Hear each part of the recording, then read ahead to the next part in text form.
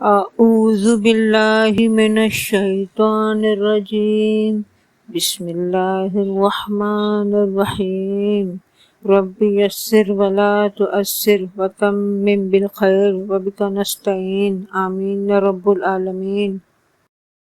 السلام علیکم ورحمۃ اللہ وبرکاتہ۔ اللہم صلی علی محمد وعلی آلہ وبارک وسلم۔ آج ہم مخرج نمبر 10 سے لے کے 17 تک کا سبق پڑھیں گے۔ پچھلے ویڈیو میں ہم نے مخرج نمبر 1 سے لے کے 9 تک کا سبق پڑھا تھا۔ آج ہم مخرج نمبر 10 سے شروع کرتے ہیں۔ مخرج نمبر 10 لام کے مخرج کے قریب مگر لام کے مخرج سے کم ہو کر، یعنی اس میں داروں کا دخل نہیں ہے۔ جب زبان کا کنارہ اوپر کے 6 دانتوں سے لگے، اس مخرج سے نون ادا ہوتا ہے۔ لام کے مخرج سے تھوڑا کم ہو کے داروں کو زبان نہیں لگے گی۔ مخرج نمبر 11 را کا ہے۔ را کا مخرج نون کے مخرج کے قریب ہے۔ دانتوں کی تعداد نون سے کم ہو کر جب زبان کی پشت اوپر کے دانتوں کے مسوروں سے لگے، اس مخرج سے را ادا ہوتا ہے۔ را کی ادائیگی میں تکرار ہے، جیسے را را را، تو یہ تھا را کا مخرج۔ مخرج نمبر 12 زبان کی نوک اور اوپر سامنے والی 2 دانت۔ جب زبان کی نوک اوپر کے سامنے والے 2 دانتوں کی جڑ سے لگے، اس مخرج سے 3 حروف ادا ہوتے ہیں، تا، دال اور تو۔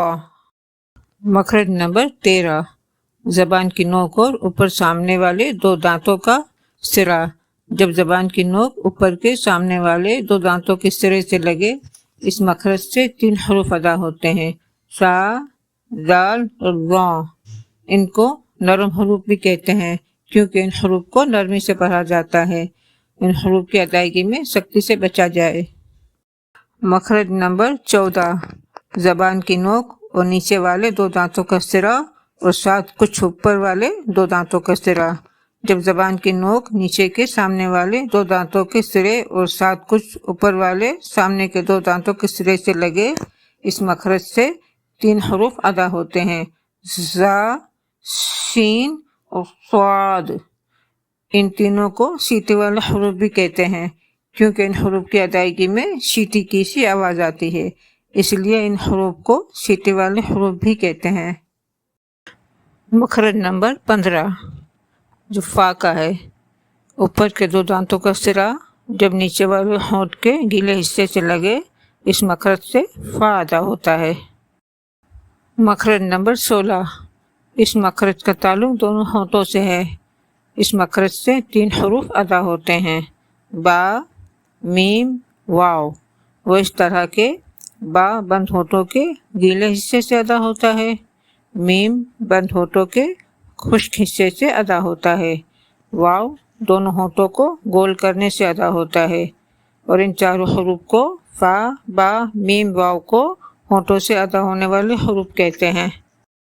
مخرج نمبر 17 ناک کی جڑ یا ناک کا بانسا، اس سے گنہ ادا ہوتا ہے۔ گنہ کوئی حرف نہیں ہے اور نہ ہی کوئی حرکت ہے۔ گنہ صفت ہے جو کہ نون مشدد اور میم مشدد کی صفت لازمہ ہے۔ جب بھی نون پر اور میم پر تشدید ہو تو ہمیشہ گنہ ہوتا ہے، جیسے انا، ان الذین، اما، فی الیمی۔